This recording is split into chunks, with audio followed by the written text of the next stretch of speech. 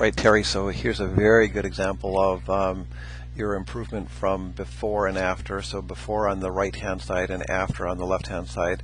And we're talking about maintaining our spine angle tilt. So on this one, you've maintained it, and this angle from your shoulder line is like 37 degrees.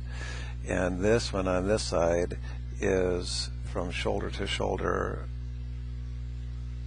about 13 degrees, so quite a big difference in the amount of tilt. Now, so not such a big deal just to know that, except for the impact of that is. So when we just turn our shoulders with only 13 degrees, when we turn them, normally then the club's going to kind of follow that shoulder turn, and that's going to push it out this way, which it does. So watch how it turns it and pushes it right over that way. So now you have to make an adjustment and try and get that club to come down in here, which of course you do, but it's moved pretty far over. So what happens is the club gets way outside, too far outside to start with, and then it hits it over here in the heel.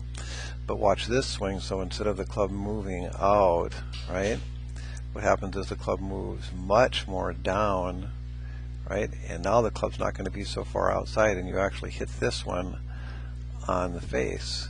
It was a little bit not as much in the heel, more right on the face. It was a little bit teed high for this particular swing, or too far back in your stance, but that moved everything just enough so that you can catch it in the middle of the face, and then you're going to get those square hits. Even with that said, this swing could have been just even a little bit more turning down this way and a little less across this way. So when you move this shoulder a little more down now on this angle instead of across, then that club will come down even more or less. So like instead of that way so much, just a little bit more down this way.